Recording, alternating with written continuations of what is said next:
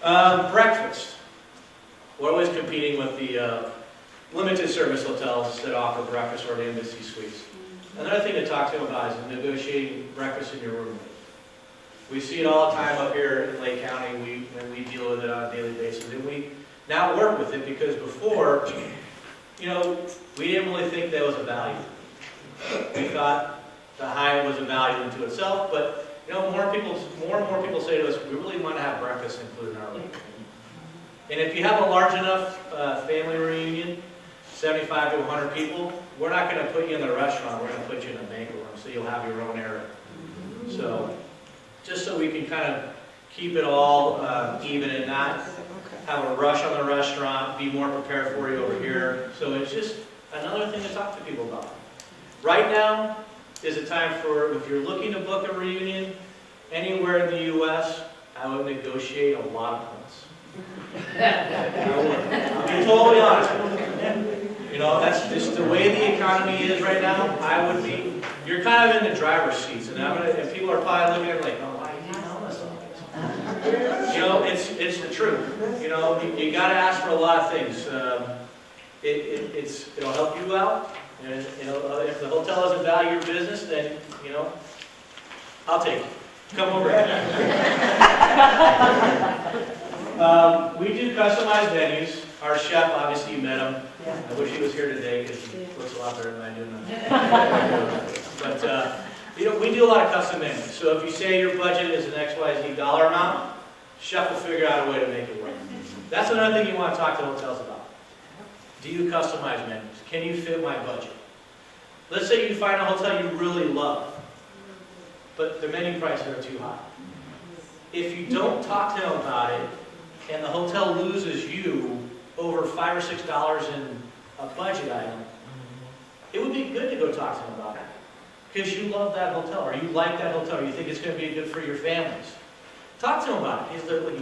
We really want to come here. This is our selection, if you can work with us on this budget item. And see what they say.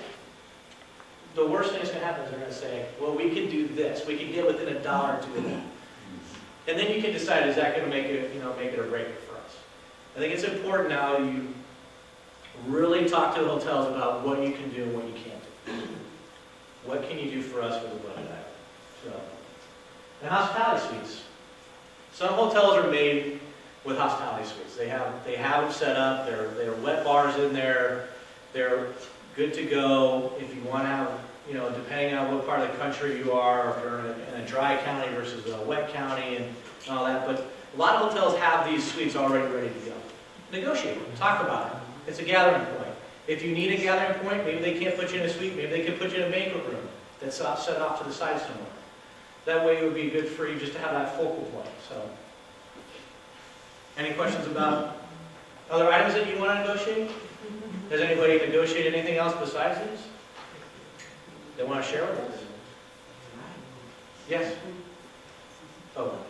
I'm seeing in the last year or so, hotels are putting in their contracts that if you change hotels, like you cancel it to us to go to another one, that there's a penalty. I'm from St. Clair County. Okay. Okay. But also, if they cannot accommodate all of your rooms that you want, say you go in and you ask for 40 rooms. Right. And then you come back and ask for 25 more. Mm-hmm. So if they cannot accommodate, and then you need to change in order for the accommodation, what resources do we have? Let's talk about, that's a good one. Let's talk about that under cancellation, because that's a good trick. That's a tricky one, but I have an answer, I think, for you. So, I missed one point. Did you say if you have at least 75 people in your party, that you can have a private room for your breakfast? You said it has to be at least 75? no, it doesn't have to be 75. Just threw that number out there. Depending on the size of the hotel. Our hotel, if you had a breakfast for 75 people that we were going to come between 8 and 9 o'clock, we probably would put you in a room like this instead of the restaurant. Depending on our occupancy level, maybe we would put in the restaurant. It all depends what we would do here. But we have done it. We have hockey tournaments here that are a couple hundred people, and we include breakfast in their rate. We set this whole room up, and it's about 3 or 4 kids, so it's about 300 people just coming through. So we set them in a private area so they're not disturbing anybody else.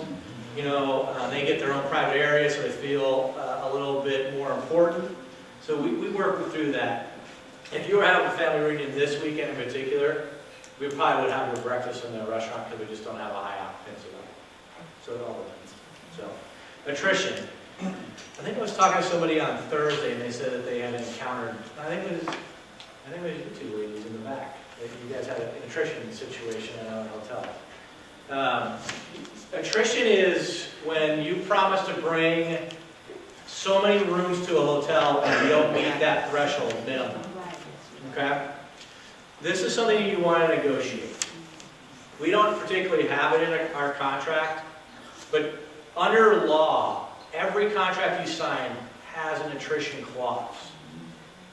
It doesn't have to be on the contract, but you want to make sure that you understand that it is something that you are aware of and that you negotiate. That's why if you're going to go to a hotel and you say, I have 100 rooms I'm going to bring you, but you know the last year you did it, you only picked up 50, don't tell them you have 100. Tell them you have 50.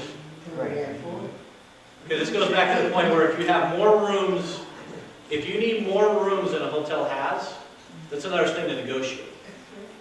But if you really only pick up about 50 rooms on your family reunions, tell them you have 50.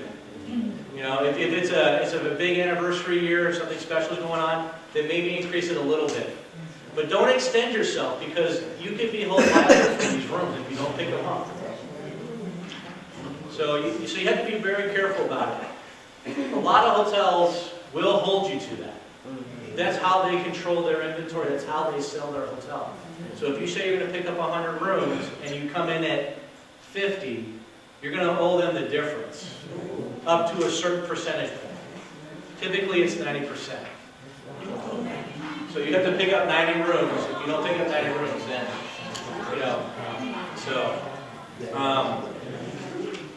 So just be aware of it. Attrition can be a very sticky situation. So, be honest with yourselves about how many rooms you need, how many rooms you typically pick up, and with the hotel. So that way, if you do get in a situation where you need more rooms, they have availability for it. If they don't have enough rooms, then it's all about communication, right? So, but attrition can be a sticky situation. So, we don't have attrition in our contract. We got special permission from our corporate office that we waive attrition on weekend business in this hotel. Anybody want to sign a contract now? Yes, ma'am.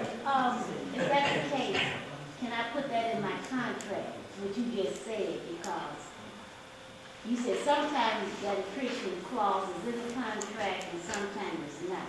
Yep. So when I negotiate the contract, I can put in my own, even though they say that my own attrition, what you just said, so it won't be no misunderstanding when the bill runs down. You can make that a negotiation point. Just because it's not in the contract doesn't mean it doesn't exist by law. It's a legal matter. So it doesn't have to be in the contract for it not to exist. So just, be aware of it. So if you want to negotiate no attrition, make sure that it's a concession that they give you. And it goes in the contract. There will be no attrition on this contract. That's right. Plain and simple. So, yes, ma'am.